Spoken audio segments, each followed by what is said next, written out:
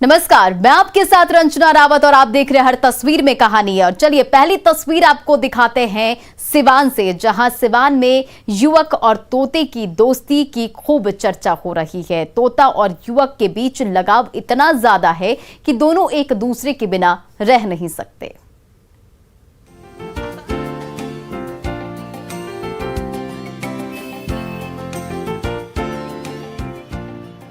युवक और तोते की दोस्ती लोगों के बीच चर्चा का विषय बनी हुई है। सिवान निवासी आरिफ और तोते के बीच लगाव इतना अधिक है कि दोनों एक दूसरे के बिना नहीं रह सकते। दोनों हमेशा एक साथ रहते हैं और तोता सिर्फ युवक की बात को ही सुनता है और उसके कहने पर कलाबाजी भी दिखाता है।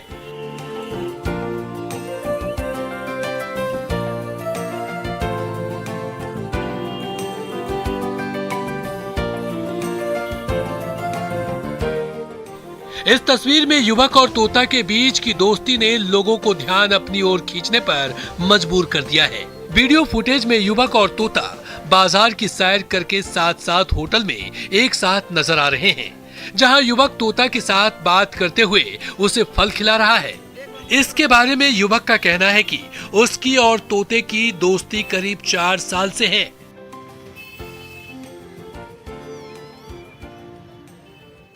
खाना से हो गया, बाकी सब कुछ खाता है। बाकी खाना खाने के बाद भी ये भी मेरे को नाम लेके पुकारता है आरिफ, मेरे को भी खाना है। बाकी थोड़ा थोड़ा समझ आ जाता है मेरे को। 4 साल हो गए मेरे को, अभी कम से कम 2 साल इतनी हो रहा है इसको। मेरे को से छोटे सा था, पापा लाए थे। युवक और तोते की दोस्ती लोगों का मनोरंजन करने के साथ साथ आपस में एक साथ रहने का संदेश भी देती रही है, जिसे लोगों को समझने की जरूरत है। मृत्युंजय कुमार सिंह, न्यूज़ 18 सिवान। तो ये तस्वीरें आप देख रहे थे सिवान से, जहां युवक और तोते की जो दोस्ती है वो चर्चा का विषय बनी हुई है। चलिए बढ़ते हैं आगे और अगली तस्वीर आपको दिखाते हैं दानापुर से, जहां बिहार में शराबियों के खिलाफ पुलिस सख्त नजर आ रही है। जेल से छूटे शराबी पर शराब की लत भारी पड़ी और उसे दोबारा जेल जाना पड़ा।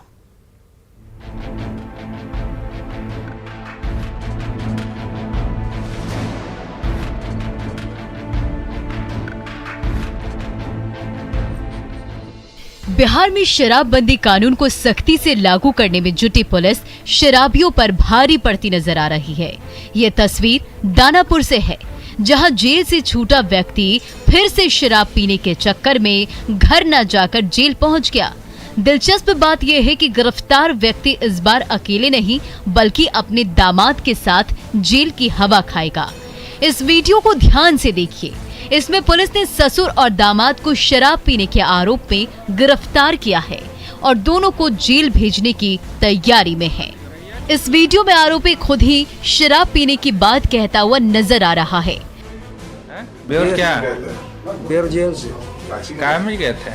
शराबे में गए थे। अभी पकड़ैला काची में? अभी तो जा रहा तो शराबे में पकड़ लेगा थे। उसके हाथ पर जेल में लगा हुआ मुहर साफ नजर आ रहा है।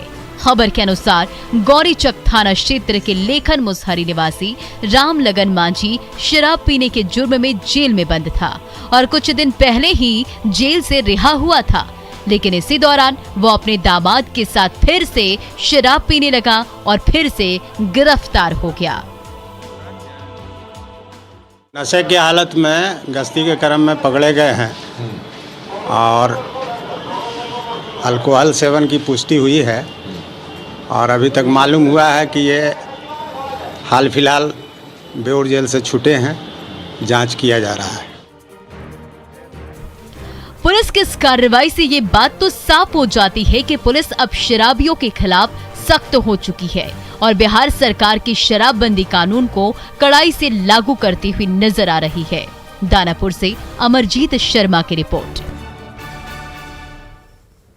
तो दानापुर से ये तस्वीरें आप देख रहे थे, जहां बिहार में शराबबंदी कानून लागू है और शराबबंदी कानून का उल्लंघन करने वालों की खैर नहीं है और ये समझ लेना जरूरी है। बढ़ते आगे और देखते हैं अगली तस्वीर। मुख्यमंत्री नीतीश कुमार एक बार फिर यात्रा के जरिए जनता से संवाद स्थापित करने वाले हैं, लेकिन जिस पूर्वी चंपारण में समाज सुधार यात्रा वो शुरू करने जा रहे हैं, उससे ठीक पहले प्रशासन की ओर से विभाग की नाकामियों को छुपाने की कोशिश भी की जा रही है। आखिर क्या है मोतिहारी में सरकारी गड़बड़झाला, देखिए इस रिपोर्ट में। मुख्यमंत्री नीतीश कुमार बुधवार यानी कि 22 दिसंबर से एक और यात्रा पर निकलने वाले हैं। सीएम के इस यात्रा का नाम है समाज सुधार यात्रा, जिसकी शुरुआत पूर्वी चंपारण से होने वाली है। सीएम की यात्रा से पहले प्रशासनिक महकमा तैयारियों में जोर शोर से जुटा है, लेकिन उसी जिले का स्वास्थ्य महकमा अपनी नाकामी छिपाने में जुट गया है। पूरी खबर बताएंगे, पहले इस वीडियो को जरा गौर से देख लीजिए।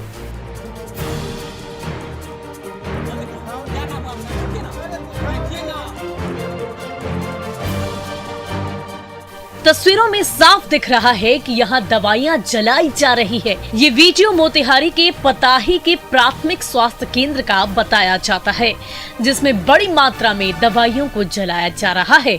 एक और जहां आम लोगों को स्वास्थ्य केंद्र से जरूरत की दवाइयाँ मिल नहीं पाती, वहीं दूसरी ओर इतने बड़े पैमाने पर दवाइयों को जलाना जिले की स्वास्थ्य व्यवस्था पर सवालिया निशान खड़े करता है।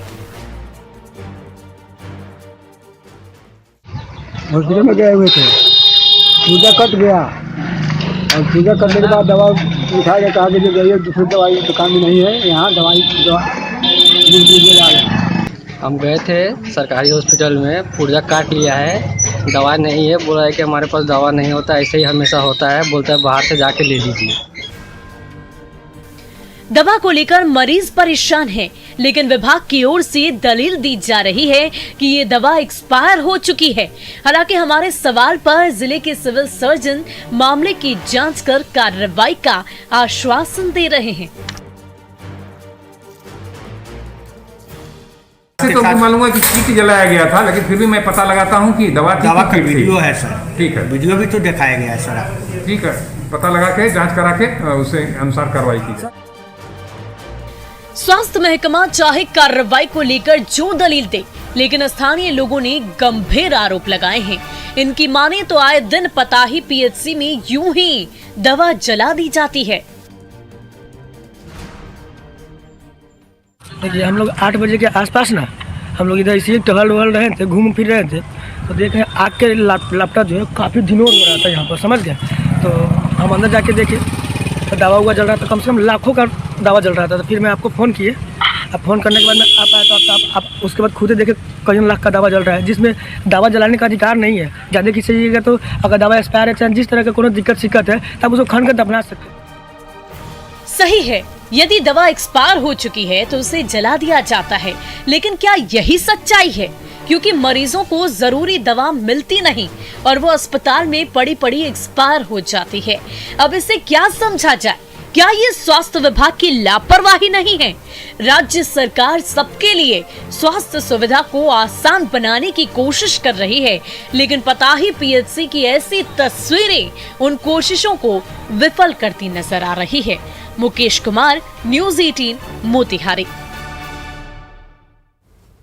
तो पूर्वी चंपारण से ये तस्वीरें आप देख रहे थे, जहां दवाइयां जला दी गई, स्वास्थ्य विभाग की लापरवाही सामने आई और हवाला ये दिया गया कि दवाइयां एक्सपायर्ड है। अब देखने वाली बात होगी कि कार्रवाई के बाद क्या कुछ निकलकर सामने आता। बढ़ते आगे और अगली तस्वीर आपको पटना से दिखाते हैं, जहां पटना में गंगा नदी में एक बार फिर बालू माफिया की नौका दौड़ शुरू हो गई है। पुलिस ने आंखें क्या मूंदी, बालू माफिया के गुर्गे गंगा की गोद से बालू निकालने के लिए नाव लेकर दौड़ पड़े।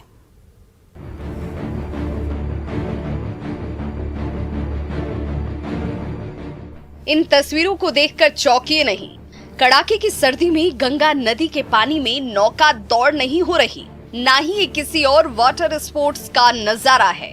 आप खुद इन तस्वीरों को जरा गौर से देखिएगा तो समझ जाइएगा कि कैसे शातिर बालू माफियाओं की नावों का काफिला पटना से छपरा की ओर दौड़े भागे जा रहा है। ये देखिए, एक के बाद एक कतार से तैर रही एक एक नाव पर बालू निकालने के लिए कई सारे उपकरण साफ साफ नजर आ रहे हैं और उन उपकरणों को चलाने वाले मजदूरों की टोली भी इस नाव पर सवार है, जिनका मकसद है गंगा की गोद में गड़ा वो सुनहरा खजाना निकालना, जिसकी डिमांड बिहार ही नहीं बल्कि यूपी से लेकर झारखंड और पश्चिम बंगाल तक खूब है।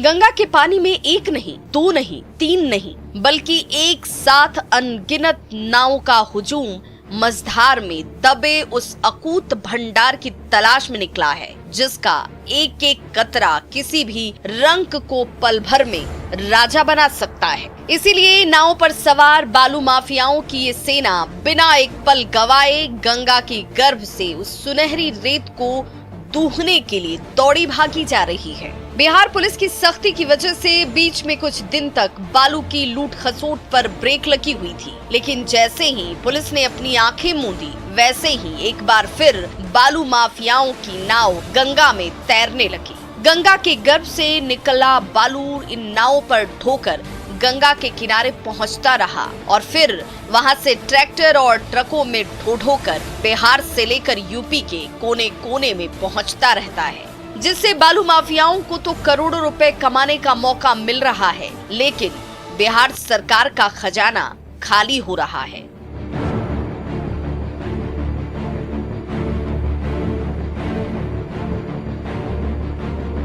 संजय कुमार, न्यूज़ 18 पटना।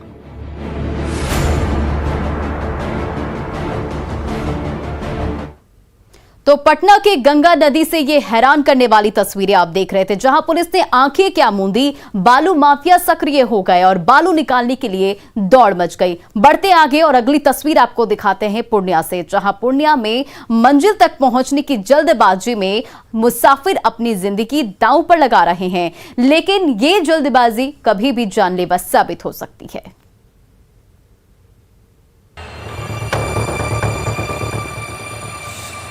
पटरियों पर तेज रफ्तार ट्रेन दौड़ी भागी आ रही है, हॉर्न पर हॉर्न बजा रही है, फिर भी ये मुसाफिर है कि मानते ही नहीं। ये देखिए, ट्रेन का भारी भरकम इंजन अभी ठीक से गुजरा भी नहीं कि इतनी जल्दी पड़ी है कि ये जनाब उन पटरियों पर चले जा रहे हैं।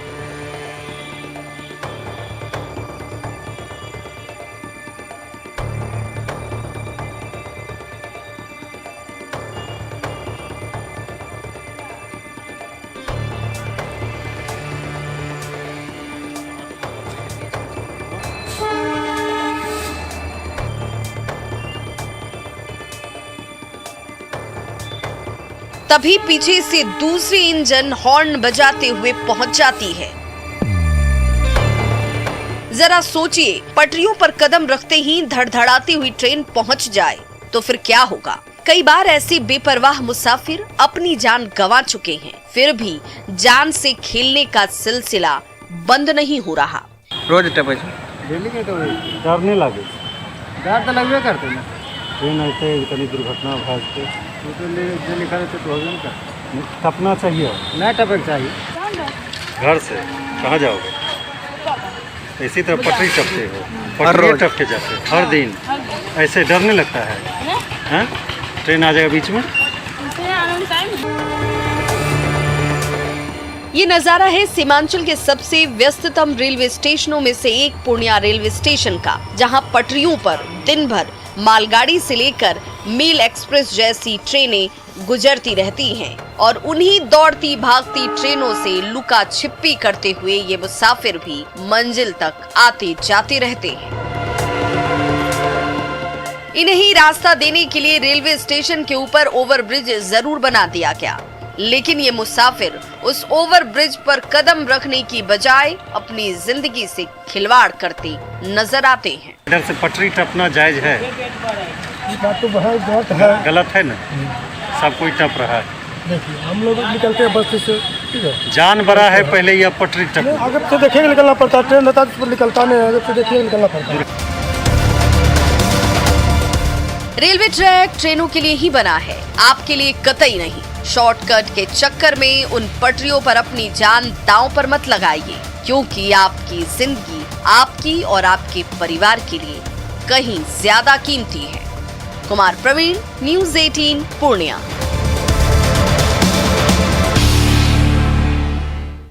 ये डरावनी तस्वीर पूर्णिया से देख रहे थे आप। जिंदगी अनमोल है, इसे समझने की जरूरत है। अपनी और अपनों की सुरक्षा अपने हाथ में होती है और अपील है आपसे, न्यूज़ 18 अपील करता है कि इस तरह की जल्दबाजी नहीं दिखाएं। बढ़ते हैं आगे और अगली तस्वीर आपको दिखाते हैं पटना से, जहां बिहार में कड़ाके की ठंड जारी है, लेकिन राजधानी पटना में बेटियां दिन रात पसीना बहा रही हैं क्योंकि उन्हें पुलिस की वर्दी पहननी है। कैसा है इन बेटियों का जज्बा, इस रिपोर्ट में देखिए।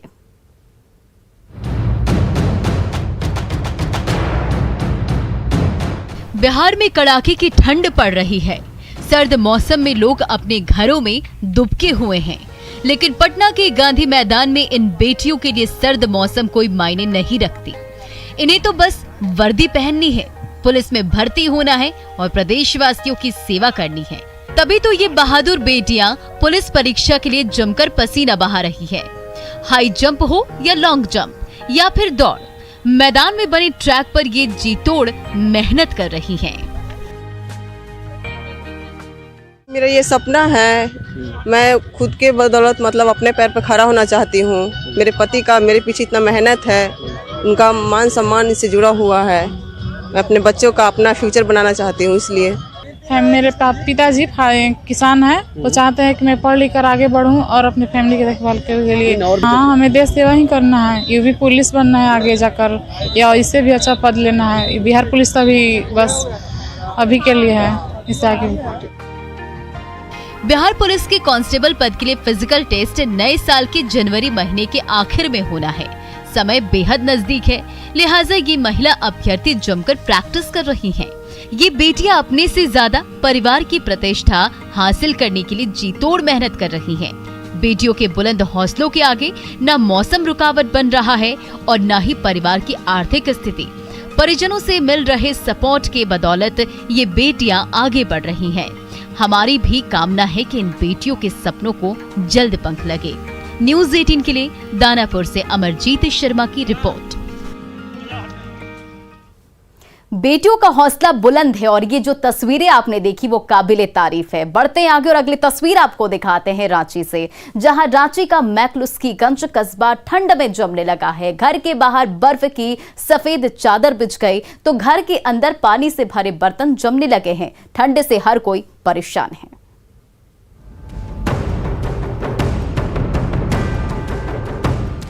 हिल स्टेशन शिमला से हजारों किलोमीटर दूर झारखंड का मिनी शिमला जमने लगा है।